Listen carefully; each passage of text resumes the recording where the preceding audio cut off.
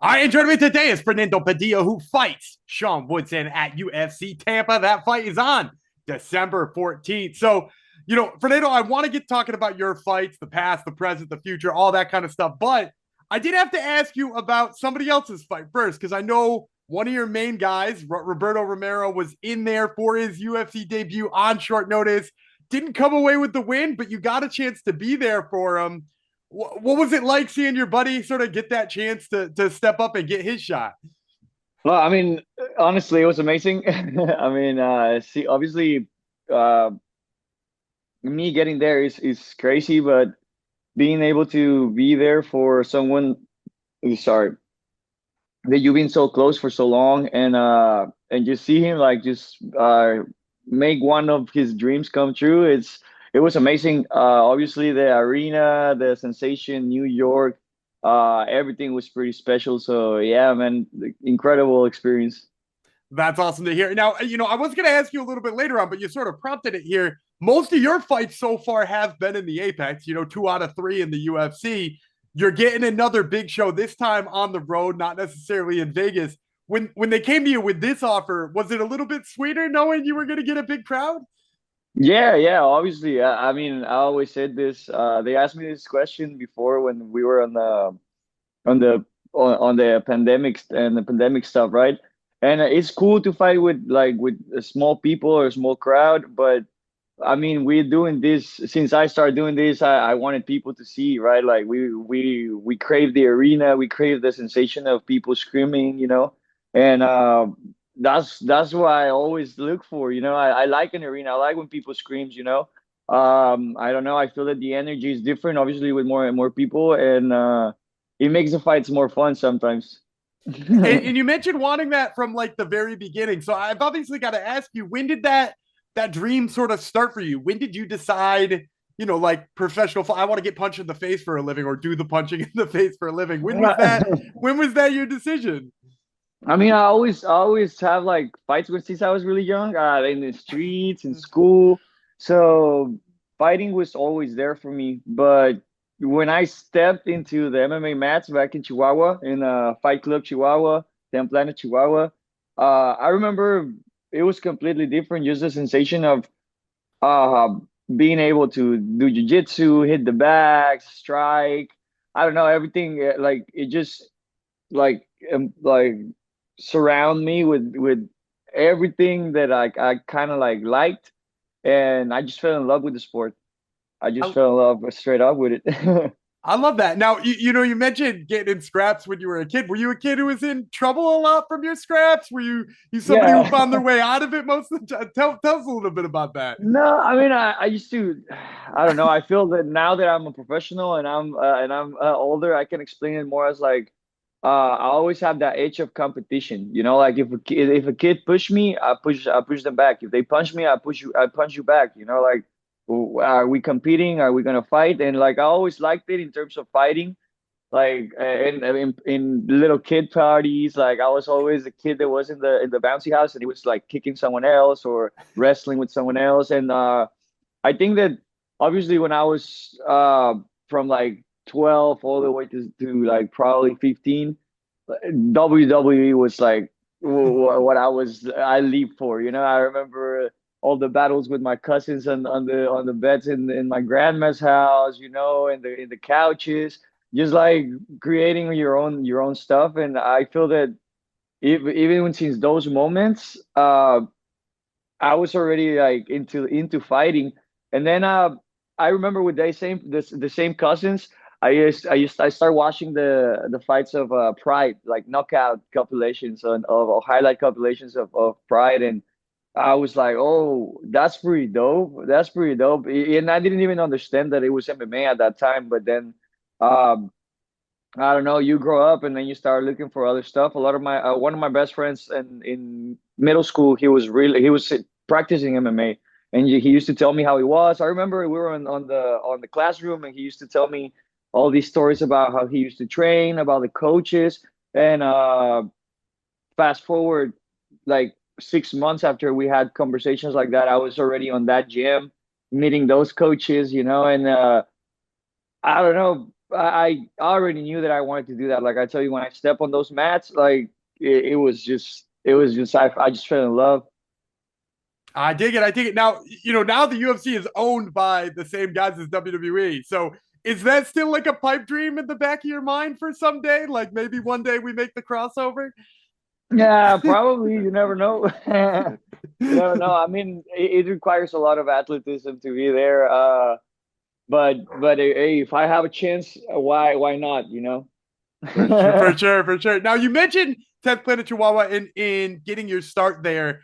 And I think a lot of people, when you were first coming to the UFC, when you were first showing out, they see the long, rangy striker. You see the guy, knocking people out, especially, when you're on the regional scene, you're knocking people out. But then you hit us with that Doris choke against Pajuelo, and you remind us all that, like, the grappling's there too. You know, well, first of all, I got to ask, performance bonus there. Did you get to do anything fun with the money?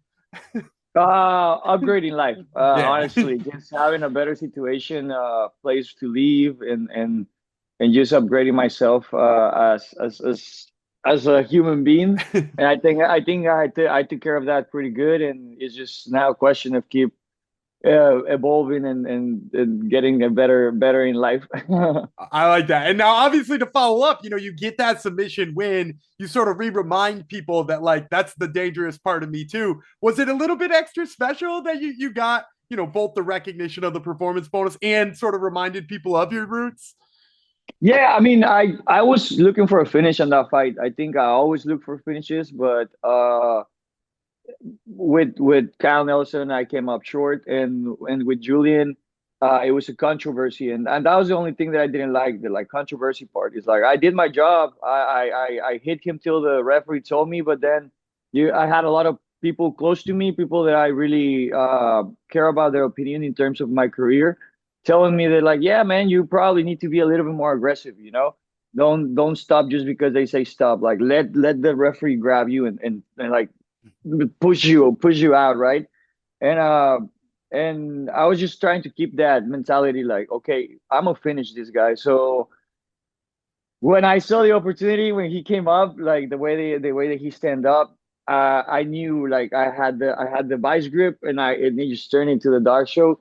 And like I said over there, he's like, I knew as soon as I pressed him with the against the cage, I knew my weight was getting there. Like I was feeling like how tight I was getting, and it was just question of time. He tapped, and I'm happy. Like it was a finish. That's what I look for. I never like to say that like I'm gonna knock out this dude or I'm gonna submit this guy specifically, but like I always promise that I'm going for a finish. Like I'm not gonna like just play around. I'm always trying to hurt my opponent. I'm always trying to finish my opponent. And even with the laziest jab that I throw, I always try to like put a mark on your face. And that's the message that I wanted to send finishing this fight. And I'm glad that he looked like that. Even to the point that they give me the bonus. So it was like, okay, the message was sent and it was received too. Absolutely. Now, your next chance to make that message is Sean Woodson, UFC Tampa. So he's a guy who's, kind of a longer, lanky guy, similar to you, right? He's got the similar build. He sort of has found some sneaky submissions from time to time in his career. So when they brought you this name, they said, this is who you want you to fight next. What were your first thoughts on Sean Woodson? Yes, yes, yes, yes. Yeah, I mean, I feel that Sean is being on my radar, or on like I knew I was gonna fight with him at one point. Not just because we're tall and lanky, and I knew that was gonna be one of the points that they were gonna start matching up. But I don't know. I feel that is an exciting matchup. Where once they start seeing that I like to strike too, they were gonna put that match right away. And I say yes. I say yes. It's hard to say no because for example, like I tell you, I've been following him, watching his fights, studying a little bit. But even in my first fight in the UFC, they offered me Julian. I start studying my fights for Julian. And who did Julian fight? Sean Woodson. So it's like, okay, Sean Woodson, okay, I'm watching. So I study him unconsciously, right? And then I remember Coach and me were talking about some names, and he dropped Charles Jourdain, and who the Charles Jourdain fought, Sean Woodson. Sean Woodson. So yeah, bro. Like I wasn't surprised, and I'm happy that like it's happening right now. It's a big opportunity for me. I understand. I know Sean has been on the UFC for a minute, but I have a bunch of fights too. I think I have a bigger record than him, and experience. Like the experience is there. I have the experience in the cage. I know how to finish a fight. I know how to get into a fight, and I know that uh, my my length and my height are things that he don't like in terms of when you see him fighting with people that can match those things up, he tends to like kind of break a little bit. Uh, and that's who I am. I think I'm gonna go and break him. I think he's a great fighter, but this is my opportunity, and I've been doing everything to make it happen as perfect as I picture it. You know. Absolutely. And I always like to end these things. You sort of led me right to it with a prediction. You said you don't like to tell me how you're going to finish it. You don't like to go out there and say you're going to knock him out. But let me try to get it out of you anyway. How you see this one ended December 14th?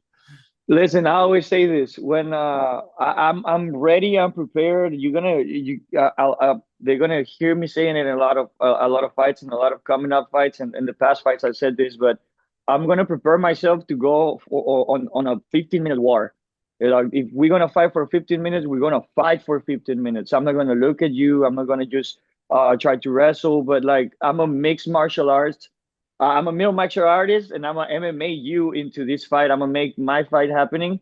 And like I say, if it's 15 minutes, 15 minutes is gonna happen. But when Fernando Padilla gets ready, magic happens. And I know magic is gonna happen in this fight. I've been preparing myself not just for this fight, but even since the last fight with Luis. I rest for like a week, and I've been training. So I'm ready to show my evolution and what I've been training so hard this year. I'm just happy that I'm fighting. Honestly, I wasn't gonna fight in this year already, and I'm like, oh my God, I asked for so many uh cards, but it didn't happen. And just having this opportunity is amazing. Well, we are absolutely looking forward to it. Once again, fans, this has been Fernando Padilla, who fights Sean Woodson at UFC Tampa. Once again, that fight, December 14th. Fernando, thank you so much for the time. I really Thank you, appreciate it. Daniel. Appreciate you, brother.